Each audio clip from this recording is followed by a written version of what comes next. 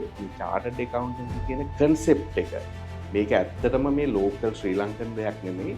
මේක ඇවිල්ලා ලෝකෙ පිළිගත්ත රටවල් දන්නවා මේ අපේ මව් ආයතනය වෙන්නේ England and Wales Chartered Accountants Institute එක.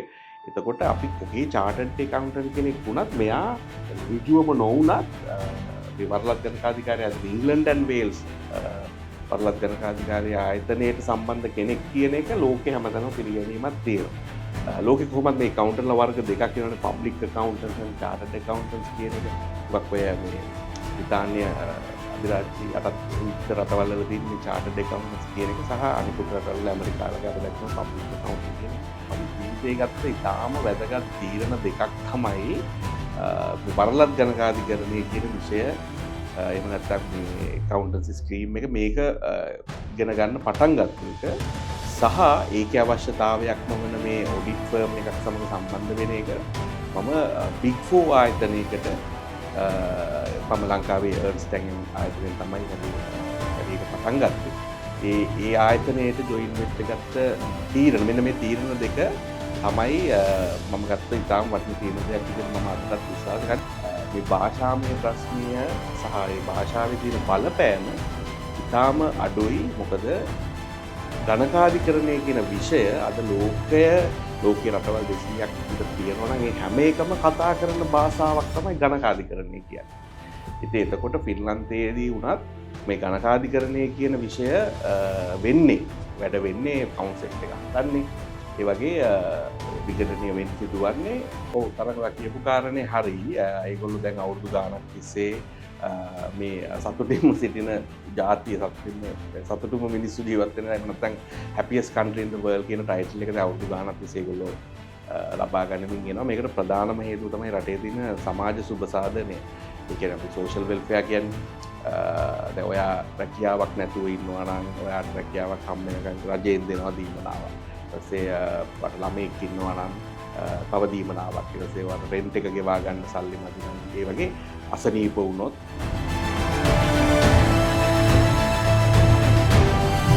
story of CA ලෝකය දිනන්න ජීවිතය ජය ගන්න අපි හැමෝටම අවශ්‍යයි අධ්‍යාපන සුදුසුකම්. නැත්නම් අපි හැමෝටම අධ්‍යාපනය කියන්නේ මේ ලෝකය දිනන්න අත්‍යවශ්‍යම කාරණාවක්. අපි පෙර පාසල් යනවා. අපි ශිෂ්‍යත්වය කරලා තියෙනවා. නැත්නම් මේ නරඹන ඔබ සාමාන්‍යයෙන් මේ වෙනකොට සාමාන්‍ය පෙළ අවසන් කරලා ඇති. උසස් පෙළ අවසන් කරලා ඇති. මේ වගේ අපි විවිධ අධ්‍යාපනික විභාග අවශ්‍යතා අපි සම්පූර්ණ කරනවා. හැබැයි මේ අතර වාරේ අපි ලෝකය දිනන්න අපේ ජීවිතේ ජය ගන්න අපේ ජීවිතයට එකතු කරගන්න ඕනේ අත්‍යවශ්‍යම සුදුසුකමක් තමයි වරලත් ගණකාධිකරණය කියලා කියන්නේ. හේතුව වරලත් ගණකාධිකරණ ආයතනයේ විභාග හරහා ලබා දෙන සුදුසුකම කියලා කියන්නේ ඔයාට වෘත්තීය සුදුසුකමක්. අපි කියනවා මේවා professional qualifications. ඉතින් හෙට ලෝකය දිනන්න නම් ඔයාගේ ජීවිතය ජය ගන්න නම් ඔයාට අත්‍යවශ්‍යයි ඔයාගේ ජීවිතයටත් එකතු කරගන්න professional qualification එක. ඉතින් chartered accountancy කියන professional qualification එක හරහා මේ ලෝකයේම ජයගත්ත තවත් පුද්ගලෙක් අද දවසේදී මගෙත් එක්ක the story of a CA වැඩසටහනට එකතු වෙනවා. ඉතින් මම ඔහු ගැන විස්තර කියනවට වඩා මම හිතනවා වඩාත් හොඳ අපි ඔහුගෙන් විස්තර අහලා දැනගන්න එක. ඉතින් අපි අපේ විශේෂ ආරාධිත අමුත්තගෙන් අහලා දැනගමු ඔහුගේ නම මොකක්ද? ඔහු කොහේ සිටද මේ වෙනකොට රැකියාව කටයුතු කරන්න ආදී මූලික කරුණු කාරණා කිහිපයක් අපි ප්‍රථමයෙන් ඔහුත් සමග සාකච්ඡාවට ලක් කරමු. බොහොම ස්තුතියි තරංග. මගේ නමත් තරංග මදප්පුලේ ආරච්චි. මම වරලත් ගණකාධිකාරීවරයෙක් 2013 වසරේ තමයි සුදුසුකම ලබා ගන්නේ. වර්තමානයේ වෙන විට මම ෆින්ලන්තයේ ජීවත් වෙන්නේ. ෆින්ලන්තයේ ප්‍රයිස් වෝඩර්හවුස් කූපර්ස් එහෙම නැත්නම් ඔයගොල්ලෝ දන්නවා ඇති අහලා ඇති PwC කියන big four audit firm එකේ ජේෂ්ඨ විගණකයෙක් එහෙම නැත්නම් සීනියර් ඔඩිටර් කෙනෙක් විදියට වර්තමානයේ වෙනකොට රැකියාව කරමින් ෆින්ලන්තයේ ජීවත් වෙන්නේ. තරංග දැන් ඔබ කිව්වා ඔබ ජීවත් වෙන්නේ ෆින්ලන්තේ කියලා. ඉතින් ෆින්ලන්තේ කියද්දි තරංග මට මතක් වුණේ මං හිතන්නේ වසර ගණනාවක ඉඳන් ලෝකේ සතුටින්ම ඉන්න මිනිස්සු නැත්නම් ජනතාව ඉන්න රට තමයි ෆින්ලන්තේ. ඉතින් ඒ වගේ සතුටුදායක පරිසරයක ජීවත් වෙන කෙනෙක් තමයි තරංග කියලා කියන්නේ. ඉතින් තරංග අපිට විස්තරයක් කියන්නකො ෆින්ලන්තේ ගැන. මං හිතන්නේ මං වගේම අපේ ආදරණීය දුවලා පුතාලාත් බොහොම කැමති වෙයි ෆින්ලන්තේ ගැන තොරතුරු කිහිපයක් අහන්න. ඔව් තරංගවා කියපු කාරණේ හරි. ඒගොල්ලෝ දැන් අවුරුදු ගාණක් තිස්සේ මේ සතුටින්ම සිටින ජාතිය සතුටුම මිනිස්සු ජීවත් වෙන එහෙම නැත්නම් happiest country in the world කියන ටයිටල් එක දැන් අවුරුදු ගාණක් තිස්සේ ඒගොල්ලෝ ලබා ගනිමින් එනවා. මේකට ප්‍රධානම හේතුව තමයි රටේ තියෙන සමාජ සුබසාධනය. ඒ කියන්නේ අපි social welfare කියන්නේ දැන් ඔයා රැකියාවක් නැතුව ඉන්නවා නම් ඔයාට රැකියාවක් හම්බ වෙනකන් රජයෙන් දෙනවා දීමනාවක්. ඊට පස්සේ වට ළමෙක් ඉන්නවා නම් තව දීමනාවක්. ඊට පස්සේ ඔයාට රෙන්ට් එක ගෙවා ගන්න සල්ලි මදි නම් ඒ වගේ අසනීප වුණොත් ඔය වගේ විශාල කාරණා ප්‍රමාණයකට රජය විසින් මිනිස්සුන්ව සරලවම මිනිස්සුන්ව බලා ගන්නවා ඒගොල්ලන්ගේ අවශ්‍යතා සඳහා. ඒක එහෙම නිකම් බ්ලයින්ඩ්ලිම දෙනවත් නෙමෙයි. දැන් අපි තුමුකෝ අන්එම්ප්ලොයිමන්ට් ඇලවන්ස් වගේ එකක් දෙන්නේ ඔයාව ඒ වැඩසටහනකට සම්බන්ධ කරගෙන ඔයාව ඉක්මනටම ජොබ් එකක් හම්බ වෙන තැනටපත් කරන ඒ වගේ ප්‍රෝග්‍රෑම් එකකින් තමයි මේක වෙන්නේ. ඉතින් මිනිස්සු ඇත්ත ඒ හින්දා තමයි මේ දර්ශකවල උඩටම එන්නේ සහ මිනිස්සු සතුටින් ජීවත් වෙනවා කියන එක කියන්නේ. දැන් විදේශිකයෙක් විදියට සමහරවිට අපිට ඒ විදියට මේක ගන්න බැරි වෙන්න පුළුවන්. මොකද දැන් සමහරවිට අපේ සතුට තියෙන්නේ අපි ආදරය කරන මිනිස්සු පවුලේ අයව අපි මෙහි දාලා එහෙ ගිහලා ඉතින් එහෙම සතුටින් ඉන්නවා වගේ කියන්න බෑ. නමුත් රටක් විදියට ඊටාම පහසුවෙන් සහ ඊටාම සාමකාමී පරිසරයක ඊටා ඉහළ ජීවන මට්ටමක් ලබාගෙන ජීවත් වෙන්න පුළුවන්. ඉතින් බොහෝ වෙලාවට යන විදේශික වශයෙන් අපිත් සතුටින් ජීවත් වෙනවා කියන එක කියන්න පුළුවන්. ෆින්ලන්තේ වගේ රටක මොකද තියෙන පහසුකම්. එහෙ තව කාරණයක් තමයි හුඟක් විදේශ රටවලට ගියාම තියෙන ඔය ඩිස්ක්‍රිමිනේෂන් කියන ෆැක්ට් එක. ඒ කියන්නේ වර්ගවාදය කියන එක. නමුත් ෆින්ලන්ත වැසියන් හරිම සුහදශීලී අපිව බොහොම ආදරෙන් පිළිගන්න එහෙම ජාතියක්. ඉතින් එතකොට හුඟක් රටේ ඩිස්ක්‍රිමිනේෂන් වගේ දේවල් දකින්නත් හරි අඩුයි. මම නෑම කියන්නේ මගේ අත්දැකීම් අනුව නම් ඊටාම අඩුයි. ඉතින් හොඳ රටක් ඇත්තටම පහසුවෙන් සතුටින් ජීවත් වෙන්න පුළුවන්. ඇත්තටම තරංග ඒ කතාව අහන් ඉන්නකොට මටත් හිතුණා ෆින්ලන්තයට එන්න තිබ්බනම් හොඳයිද කියලා. මම හිතන්නේ මේ ප්‍රශ්නයම අපේ මේ වැඩසටහන නරඹන ආදරණීය දුවලා පුතාලගේ හිතට එන්නේ නැති. ඉතින් තරංග දැන් ඔබ ෆින්ලන්තේ PwC ආයතනයේ සීනියර් ඔඩිටර් කෙනෙක් විදිහට වැඩ කටයුතු කරනවා. ඉතින් අපේ ආදරණීය දුවලා පුතාලාත් එක්ක අපි සාකච්ඡාවට ලක් කරමුකෝ කොහොමද ෆින්ලන්තයට යන්න පුළුවන් වුණේ? කොහොමද ෆින්ලන්තේ වගේ රටක රැකියාවක් හොයාගන්න පුළුවන් වුණේ කියන කාරණා ටික මම හිතන්නේ අපි සාකච්ඡා කිරීම වැදගත් හේතුව. මොකද ළමයිනුත් දැන් හිතින් හිතනවා ඇති කොහොමද ෆින්ලන්තයට යන්නේ වගේ කාරණාවක් තරක්. මේකේ මම හිතන්නේ ෆින්ලන්තයට යන්න පුළුවන් විදි තියෙනවා ඕන කෙනෙකුට ඒ වගේ අවශ්‍ය වීසා එක අරගෙන. නමුත් මම කැමති මගේ විෂයට සම්බන්ධයෙන් කතා කරන්න තරඟ. මොකද මම මුලින්ම කියන්න ඕනේ මගේ ජීවිතය ගත්ත ඉතාම වැදගත් තීරණ දෙකක් තමයි වරලත් ගණකාධිකරණය කියන විෂය. එහෙම නැත්නම් මේ accountancy stream එක මේක ඉගෙන ගන්න පටන් ගත්ත එක සහ ඒකේ අවශ්‍යතාවයක්ම වන මේ ඔඩිට් ෆර්ම් එකක් සමග සම්බන්ධ වෙන එක මම Big 4 ආයතනයකට මම ලංකාවේ Ernst & Young ආයතනයෙන් තමයි මගේ කැරියර් එක පටන් ගත්තේ. ඒ ආයතනයට ජොයින් වෙච්ච ගත්ත තීරණ මෙන්න මේ තීරණ දෙක තමයි මම ගත්ත ඉතාම වටින තීරණ දෙයක් විදිහට මම අදටත් විශ්වාස කරන්නේ. මොකද මෙන්න මේ තීරණ දෙකේ වළංගුත්තාවය මට තේරුනේ මේක ලංකාවට විතරක් වළංගුයි කියන එක නෙමෙයි, මේක ලෝකයේ ඕනම රටකට වළංගුයි කියන එක. දැන් අපි සාමාන්‍යයෙන් දකිනවා අපේ වරලත් ගණකාධිකාරීවරු මැද පෙරදිග ඉන්නවා සෑහෙන්න. ඊට පස්සේ ඔය මයිග්‍රේට් කරන ඕස්ට්‍රේලියා, නිව්සීලන්ත, කැනඩා, ඇමරිකා ඒ වගේ රටවල් වලත් ඉන්නවා. නමුත් යුරෝපයේ ටිකක් අඩුයි. මම කියන්නේ එක්සත් රාජධානිය හැරුණම යුරෝපයේ ටිකක් අඩුයි. මොකද මේ යුරෝපයේ තියෙනවා මේ ඒ රටවල් වලට ආවේනික භාෂාවන්. ඉතින් ෆින්ලන්තයේ තියෙනවා ආවේනික භාෂාවක්.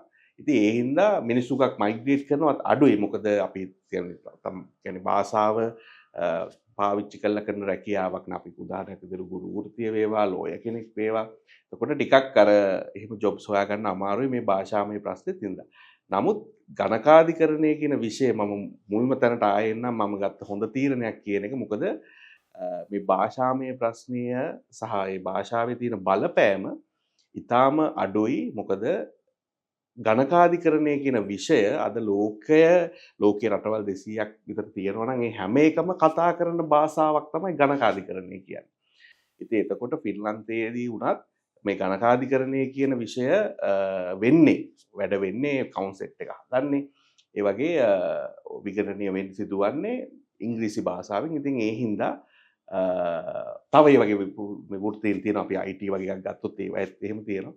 ඉතින් ඒ හින්දා ඒක ඇත්තටම පහසු වුණා. සහ මගේ මේ Big 4 experience එක කියන්නේ මම Ernst & Young ආයතනයෙන් පටන් ගත්ත හින්දා ඉතින් එතනදිත් ඒක ලෝකේ හැමතැනම තියෙනවා. ඉතින් ෆින්ලන්තේ පවා තියෙනවා Ernst & Young ආයතනය. නමුත් මට ඇත්තටම අපේ PwC ආයතනය ඉතින් ඒක ඒගොල්ලෝ recognize කරනවා එකකට එකක්.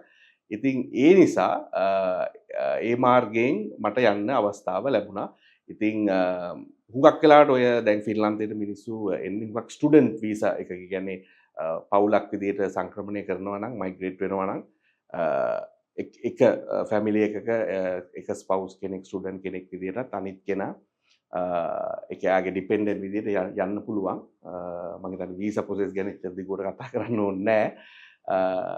එහෙම තමන් ඒ ස්පවුස් විදිහට යන කෙනාට තමන්ගේ ක්වොලිෆිකේෂන් එක අනුව ඉතින් ඒ රටේ රැකියාවක් හොයාගන්න පුළුවන්. නමුත් ඔළුවේ තියාගන්න ඕන කාරණේ හැම වෘත්තියකටම මේක අදාළ කරගන්න බෑ. මොකද මේ භාෂාමය ගැටලුවත් එක්ක. නමුත් ගණකාධිකරණය IT වගේ මේ ඉංග්‍රීසියෙන් ඉංග්‍රීසි පාවිච්චි වෙන පරිසරයක ඉතින් මට ඒක රැකියාව හොයාගන්න පුළුවන් වුණා ඉතින්. සහ තරංග දැන් ඔය සියලු කාරණාත් එක්ක මට හිතුණ දේ තමයි මං හිතන්නේ තරංගත් සතුටෙන් ඉන්නේ වරලත් ගණකාධිකාරීවරයෙක් වීම නිසා කියන කාරණාව. හේතුව තරංගට Big 4 experience හම්බුණා. තරංග chartered accountancy කරන්න පටන් ගත්තා. ඊට පස්සේ තරංග chartered accountant කෙනෙක් වුණා. අවසානයේ ෆින්ලන්තේ ලෝකෙ පිළිගත්ත top 4 audit firm වලින් PwC ආයතනයේ senior auditor කෙනෙක් විදිහට මේ වෙනකොට වැඩ කටයුතු කරනවා. එතකොට ලොකු ගමනක් තරංග ඔබ ඇවිල්ලා තියෙනවා. මං හිතන්නේ හැම ගමනකම පිටිපස්සේ තිබ්බ යෝධ සෙවණැල්ල තමයි වරලත් ගණකාධිකරණය කියන සුදුසුකම. ඉතින් තරංග අපි පොඩ්ඩක් කතා කරමුකෝ මේ වරලත් ගණකාධිකරණ සුදුසුකම දක්වා නැත්නම් වරලත් ගණකාධිකාරීවරයෙකු වීම දක්වා ඔබ ආපු ගමන් මගත් ඉන් පස්සේ ඔබේ ගමන් මගත් කියන කාරණා දෙකම මං හිතනවා අපි පොඩ්ඩක් අපේ ආදරණීය දුවල පුතාලත් එක්ක සාකච්ඡාවට ලක් කරා නම් හොඳයි කියලා. ඔව් මම 2005 වර්ෂයේ තමයි මුලින්ම උසස් පෙළ ලියන්නේ කොළඹ නාලන්දා විද්‍යාලයේ. එතනදී මම සිලෙක්ට් වෙනවා ජයවර්ධනපුර විශ්වවිද්‍යාලයේ කළමනාකරණ පීඨයට. එතනදිත් ඒකෙත් ගණකාධිකරණ අංශයට තමයි මගේ ෆස්ට් ප්‍රෙෆරන්ස් එක වැටිලා මාව සිලෙක්ට් වෙන්නේ. අපිට කොහොමද ජයවර්ධනපුර විශ්වවිද්‍යාලයේ ගණකාධිකරණ අංශයෙන් මේ ඒකෙත් රික්වයර්මන්ට් එකක් තමයි මේ ඔඩිට් ෆර්ම් එකකට හරි අපේ ඉන්ටර්න්ෂිප් එකක් හෝ ඔඩිට් ෆර්ම් එක අපි ප්‍රැක්ටිස් කරන්න ඕන කියන කාරණාව. ඉතින් ඒක බොහොම පහසුවක් වුණා වරලත් ගණකාධිකාරිය වගේ විෂය හදාරන කෙනෙකුට. ඉතින් ඔය යුනිවර්සිටි කාලෙම පැරලලි මම චාර්ටර්ඩ් ඇකවුන්ටන්සිත් පටන් ගත්තා. එතකොට ඔය යුනිවර්සිටි එක චාර්ටර්ඩ් ඇකවුන්ටන්සි සහ මම ජොයින් වුණා ENY ආයතනයට Ernst & Young ආයතනයට. ඒගොල්ලන්ගෙත් මම හිතන්නේ ඒ කාලේ MOU එකක් තිබ්බා ජපුර කැම්පස් එකත් එක්ක සහ EY එක අතර හැම අවුරුද්දෙම ඇකවුන්ටන්සි ඩිපාර්ට්මන්ට් එකකින් බැජ් එකක් ගන්න. ඉතින් මමත් ඒ වගේ එක බැජ් එකක සිලෙක්ට් වෙලා Ernst & Young ආයතනයත් එක්ක ජොයින් වුණා. මේ තුනම පැරලලි වුණා 2005 වසරේ ඉඳලා 2010 11 වගේ කාලය වෙනකන් ඔය තුන අතර තමයි මම හිටියේ ජයවර්ධනපුර කැම්පස් එකෙන් EY එකට EY එකේ මේ chartered exam ඔය තුන තමයි අතර තමයි ජීවිතේ දෝලණය වෙවි තිබුණේ. 2011 වසරේ මම විශ්වවිද්‍යාලයෙන් ග්‍රැජුවේට් වෙනවා සහ 2012 අවුරුද්දේදී වරලත් ගණකාධිකරණය ඉවර වෙනවා සහ 13 කන්වොකේෂන් එක තමයි මම chartered accountant කෙනෙක් වෙන්නේ. ඔය අතරතුර කොලිෆයිඩ් වෙච්ච ගමන් වගේ මම Ernst & Young ආයතනයත් ඉවත් වෙනවා. ඉවත් වෙලා ජොයින් වෙන්නේ WNS Global Service කියන BPO ආයතනයට. ඒක යුරෝපයේ තියෙන අවීවා ඇතුළු තවත් companies රසක accounting financial reporting and accounting arm එක තිබුණේ අපේ ලංකාවේ. මම ඒකේ reporting department එකක අවුරුදු 3ක් රැකියාව කරලා ඊට පස්සේ 2016 අවුරුද්දේදී මැනේජර් කෙනෙක් විදිහට ජොයින් වෙන්නේ මුලින්ම නේෂන් ට්‍රස්ට් බැංකුවේ ෆයිනෑන්ස් ඩිපාර්ට්මන්ට් එකට. ඒදී අවුරුදු 6ත් 7ත් අතර කාලයක් මම සේවය කරනවා ෆයිනෑන්ස් ඩිපාර්ට්මන්ට් එකේ. අවසානයේදී මම 2022 අවුරුද්දේ ඉවත් වෙන්නේ ඇසිස්ටන්ට් වයිස් ප්‍රෙසිඩන්ට් එහෙම නැත්නම් සහකාර උපසභාපති taxation and payments කියන designation එකෙන් තමයි අයින් වෙන්නේ. ඉතින් අවුරුදු 13ක ගණකාධිකරණ වෘත්තිය අතෑරලා තමයි 2022 අවුරුද්දේදී තීරණය කරන්නේ වෙනත් රටකට සංක්‍රමණය වෙන්න මයිග්‍රේට් කරන්න. ඉතින් ෆින්ලන්තය ඊටාම හොඳ රටක් කියන එක මට තේරෙන්න ගන්නවා. මොකද දේවල් ඇහෙන්න හම් වෙනවා මේක සතුටින්ම සිටින රට. best child education මට ඒ වෙද්දි කුඩා දරුවෝ දෙදෙනෙක් පාසල් අධ්‍යාපනය පටන් ගන්න කුඩා දරුවා දෙදෙනෙක් සිටින නිසා මම තීරණය කරනවා ෆින්ලන්තයට ඇප්ලයි කරන්න. ඉතින් වාසනාවට වගේ ඉතා ඉක්මනින් මගේ තිබ්බ බැංකින් එක්ස්පීරියන්ස් එක සහ ඒ වගේම විශේෂයෙන්ම ඔඩිට් එක්ස්පීරියන්ස් එක එහේ PwC ආයතනයට මාව සම්බන්ධ කරගන්න ඒගොල්ලෝ කැමති වෙනවා. මේකෙදී විශේෂයෙන්ම කියන්න ඕනේ දැන් අපි හුඟක් වෙලාට හිතනවානේ තරංග මේ chartered accountancy කියන එක මේ local කියන විෂයක් කියන එක ලංකාව ඇතුලේ විතරයි මේක වළංගු එහෙම කියලා. නමුත් මේ chartered accountancy කියන concept එක මේක ඇත්තටම මේ local ශ්‍රී ලංකන් දෙයක් නෙමෙයි. මේක ඇවිල්ලා ලෝකෙ පිළිගත්ත මම හිතනවා දන්නවා මේ අපේ මව් ආයතනය වෙන්නේ England and Wales Chartered Accountants Institute එක. එතකොට අපි කොහේ chartered accountant කෙනෙක් වුණත් මෙයා රිජුවම නොවුනත් මේ වරලත් ගණකාධිකාරය ආයතන England and Wales වරලත් ගණකාධිකාරය ආයතනයට සම්බන්ධ කෙනෙක් කියන එක ලෝකෙ හැමතැනම පිළිගැනීමක් තියෙනවා. ලෝකෙ කොහොමද මේ accountantලා වර්ග දෙකක් කියනවනේ public accountants and chartered accountants කියන එක. උගක් ඔය මේ බ්‍රිතාන්‍ය අධිරාජ්‍ය යටත් විවිධ රටවල් වල තියෙන මේ chartered accountancy කියන එක සහ අනිකුත් රටවල් වල ඇමරිකාව වගේ අපි දකින public accounting කියන එක.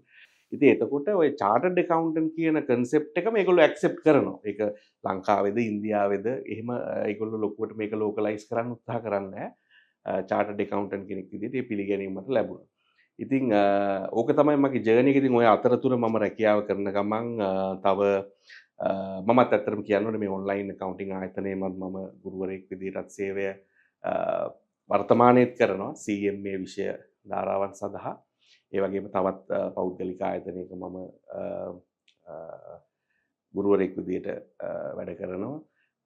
ඉතින් ඔය අතරතුර මම chartered accountancy විතරක් නෙමෙයි අපේ AAT ආයතනය CMA ආයතනයේ මේ ආයතනයන් දෙකෙත් මම ෆෙලෝ මෙම්බර් කෙනෙක් විදිහට සමාජිකත්වය අරගෙන තියෙනවා සහ වර්තමානයේ වෙන විට ACCA කියන ආයතනයේත් මම සමාජිකත්වය අරගෙන තියෙනවා. ඉතින් අධ්‍යාපනික සහ වෘත්තීයම වශයෙන් ඕක තමයි මගේ පාත් එක සහ ඕක තමයි උනේ. සහ වර්තමානයේ වන විට නැවතත් මම පටන් ගත්තේ ඔඩිටර් කෙනෙක් විදිහට වර්තමානයේ වන විටත් ඔඩිටර් කෙනෙක් විදිහට වැඩ කරනවා. ඉතින් මේක ඇත්තටම හොඳ වෘත්තියක් අපිට කන්ටිනියු කරන්න ජීවිතේ ඉහළටම යන්න. ඉතින් ජීවිතය අර කවදා හරි නතර වෙන තැන අදිෂ්ඨාන කියන්නේ බලාපොරොත්තු වෙන තැන අපි කියන්නේ මේ ගෝල් එක කියන ඒකේ පොඩි චේන්ජ් එකක් වුණා ඇත්තටම මේ ෆින්ලන්තයට යන්න තීරණය කිරීම තුලින්. මොකද මම බැංකුවේ ෆයිනෑන්ස් ඩිපාර්ට්මන්ට් එකේ වැඩ කරන කාලේ මගේ ලොකු අරමුණක් තිබ්බා. කවදා හරි CFO කෙනෙක් වෙන්න ඕනේ, බැංකුවේ CEO කෙනෙක් වෙන්න වගේ ලෙවල් එකකට යන්න. අරමුණේ පොඩි වෙනසක් වුණා මේකත් එක. නමුත් මම වාසනාවන්ත වුණා මගේ ක්ෂේත්‍රය ඇතුළෙම රැකියාව කන්ටිනියු කරන්න. සහ මම බලාපොරොත්තු වෙනවා ඔය PwC ආයතනයේ මම කියන්නේ පාර්ට්නර් කෙනෙක් කියන එක. තව ස්ටෙප්ස් දෙක තුනක් තියෙන්නේ. ඉතින් ඒ ලෙවල් එකටම යන්න මම බලාපොරොත්තු වෙනවා. සහ ඒ අතරවාරේ තරංග මං හිතන්නේ මට දැනගත්ත විදිහට නම් ඔබේ බිරිඳත් වරලත් ගණකාධිකාරීවරයෙක් මං හිතන්නේ ෆින්ලන්තයේ අයත් මේ වෙනකොට රැකියාවක් කරනවද? ඔව් ඇයත් වරලත් ගණකාධිකාරීවරියක්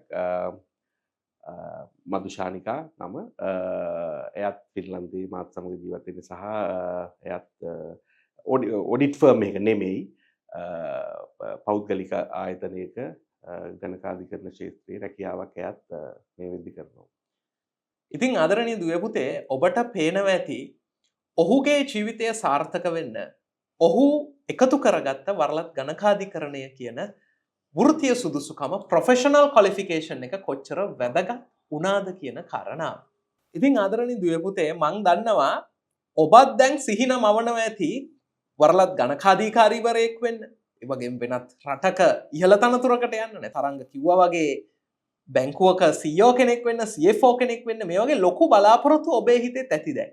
ඉතින් ඒ හැම බලාපොරොත්තුවකටම පාර පෙන්වන්න online.accounting.lk ආයතනයේ විදිහට අපි සූදානම් ඔබගේ ජීවිතයට ඒ ජයග්‍රහණ මාලාවන් එකතු කර දෙන්නට. ඉතින් ඔබ සාමාන්‍ය පෙළ අවසන් කරලා නම් ඉන්නේ ඔබට පුළුවන් online.accounting.lk ආයතනයත් එක්ක AT විභාග සඳහා එකතු වෙන්න. ඒ වගේම ඔබ උසස් පෙළ අවසන් කරලා නම් ඉන්නේ ඔබට පුළුවන් වරලත් ගණකාධිකරණ ආයතනයේ විභාග සමගින් online.accounting.lk ආයතනය සමගින් එකතු වෙන්න. ඉතින් online.accounting.lk ආයතනයේ විදිහට අපි සූදානම් ඔබට නිවැරදි දිශානතිය පෙන්වන්න. ඉතින් තරංග මං හිතන්නේ දැන් මේ වැඩසටහනේ අවසාන භාගය නිසා මං හිතනවා ඔබට පුළුවන් නම් යම් අවවාදයක් අපේ ආදරණීය දුවල පුතාලට දෙන්න. මොකද විශේෂයෙන් මේ වැඩසටහන බලන්නේ AT කරන ළමයි සහ විශේෂයෙන්ම උසස් පෙළින් පස්සේ වරලත් ගණකාධිකරණය අපත් සමග හදාරන ළමයි. ඉතින් මේ ආදරණීය දුවල පුතාලට chartered accountant කෙනෙක් විදිහට ඔබට මේ වෙලාවේ දෙන්න පුළුවන් අවවාදය මොකක්ද? ඔව් තරක මම මේ උත්තරේ මෙහෙම පටන් ගන්නම්. ෆින්ලන්තයේ මේ වෙද්දි වරලත් ගණකාධිකාරීවරුන් මම හිතන්නේ 10ක් 11ක් 12ක් වගේ ප්‍රමාණයක් මේ වෙද්දි ඉන්නවා. සමහරු ඉන්නවා ෆුල් ටයිම් ස්ටුඩන්ට්ලා විදිහට ආපු අය සහ බහුතරය මෙතනින් ඉතාම හොඳ සහ ගණකාධිකරණ ක්ෂේත්‍රයේම රැකියාවන් කරන අය. මම කියන්න උත්සාහ කරේ මේ නියදිය ඉතාම තාම පොඩි අපිට මේ 10ක් වගේ ප්‍රමාණයක් වගේ තමයි ඉන්නේ. ඒකට හේතුව තමයි හුඟක් ලංකාවේ ගණකාධිකාරීවරුන් විශේෂයෙන් වරලත් ගණකාධිකාරීවරුන් සමහරලාට වෙන රටකට මූව් වෙන්න යන තීරණය ටිකක් සෙකන්ඩ් තෝට් එකක් එහෙම නැත්නම් සෙකන්ඩ් ඔපීනියන් එකක් තියෙන්න පුළුවන්. මොකද ඒගොල්ලෝ දැනටත් ලංකාව තුළ ගොඩක් සක්සස්ෆුල් ස්ටැබ්ලිෂ් වෙලා තියෙන්නේ.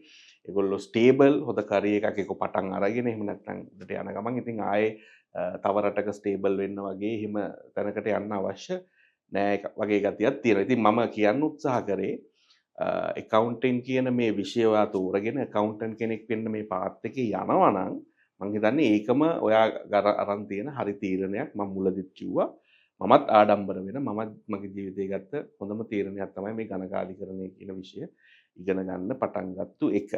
ඉතින් ඔයා මේ මොහොත වෙද්දී උසස් පෙළ කරලා මොකද්ද මොන පැත්තෙන්ද යන්නේ එහෙම නැත්නම් සාමාන්‍ය පෙළ කරලා මොන වගේ පැත්තකටද මූව් වෙන්න හදන්නේ වගේ තැනක ඉන්නවනම් ඉතින් මගේ එකම අවවාදය තමයි ගණකාධිකරණය කියන පැත්තට එන්න. ඊටාම සාර්ථක තත්වයක් ඉහළ වැටුප්තල මම කියන්නේ මේ වෙන රටකට ගැන යන කලින් මම මේ ලංකාව ගැන කතා කරන්නේ. මොකද ලංකාවෙත් වසර 10ක් වගේ කාලයක් ඇතුළත මට පුළුවන් වුණා මේ ඔඩිට් ට්‍රේනින් කියන එක ඉවර කරලා බැංකුවක රස්සාවට යන ගමන් එතනත් උඩටම ඉහළටම යන පාත් එකක ඉතා ඉක්මනින් ලබා ගන්න මේ chartered accountancy කියන qualification එකත් එක්ක. ඉතින් ඔයා මෙහෙම රටකට වෙනත් රටකට යන්න වගේ ඉන්නවනම් අනිවාර්යයෙන්ම qualification එකත් එක්ක තව පුංචි අවවාදයක් මට දෙන්න හැකි. පුළුවන් නම් මම මේ අනිකුත් ආයතන එහෙම මේට යන්න එපා කියනවා නෙමෙයි. පුළුවන් නම් big 4 එකකට one of the big 4 audit firms කියන අපි කියන්නේ ලංකාවේ තියෙන EY, KPMG, PwC, Deloitte තියෙන PwC නේ ලංකාවේ.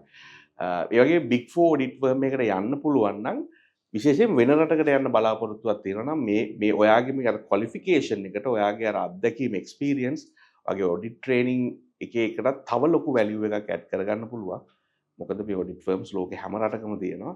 ඔයාට ඉතා පහසුවෙන් සම්බන්ධ වෙන්න පුළුවන් තවත් රටක ඔයාගේ career එක නවත්තපු තැන ඉඳලා ගෙනියන්න පුළුවන් උඩට වෙන රටකත්. ඉතින් ඔය උපදෙස් දෙක තමයි මට දෙන්න තියෙන්නේ. ඔයා දැනටමත් ගණකාධිකරණයේ තෝරගෙන තියෙනවා නම් ඔයා හරි පාත් එකේ ඉන්නේ. ඒක සක්සස්ෆුලි ඉවර කරගන්න මහන්සි වෙලා ටිකක් ලංකාව ඇතුළෙත් සාර්ථක වෙන්න පුළුවන්. පිටරටකටත් යන්න බලාපොරොත්තුවක් තියෙනවා නම් මම අර කිව්ව දෙවන උපදෙසත් පොඩ්ඩක් සලකලා බලන්න. ඉතින් ආදරණීය දුවේ පුතේ onlineaccounting.lk ආයතනයේ විදිහට the story of a CA වැඩසටහන හරහා අපි බලාපොරොත්තු වෙන්නේ ඔබේ ජීවිතයටත් අලුත් බලාපොරොත්තුවක් එකතු කරන්න. ඔබේ ජීවිතයටත් නැවුම් දිශානතියක් පෙන්වන්න. ඔබේ ජීවිතයටත් පන්නරයක් වෙන්න. ඉතින් the story of a CA වැඩසටහනට අද දවසේදී එකතු වුණේ අපේ තරංග. ඔහු කලින් පැවසු ආකාරයෙන්ම ෆින්ලන්තේ සීනියර් ඔඩිටර් කෙනෙක් PwC ආයතනයේ. මේ වැඩසටහන නරඹන ඔබටත් මං හිතනවා ඔහුගේ කතාව අතිශය වැදගත් වෙන්න ඇති ඔබේ ජීවිතය සාර්ථක කරගන්නට සහ ඔබේ ජීවිතය සකස් කරගන්නට. ඉතින් onlineaccounting.lk ආයතනයේ විදිහට අපි හැමදාම සූදානම් අපේ ආදරණීය දුවල පුතාලට ලංකාවේ නෙමෙයි ලෝකෙම පිළිගත්ත හොඳම ප්‍රොෆෙෂනල් ක්වොලිෆිකේෂන්ස් ජීවිතයට එකතු කරන්න. ඒ සඳහා මඟ පෙන්වන්න onlineaccounting.lk ආයතනයේ විදිහට අපි සූදානම්. ඉතින් ආදරණීය දුවේ පුතේ අද the story of a CA වැඩසටහන මේත් සමග අවසන් වෙනවා. එහෙනම් බලාපොරොත්තු වෙන්න ඉන්න තවත් වැඩසටහනක් අපි ඔබත් එක්ක සාකච්ඡාවට ලක් කරනවා ළඟදී.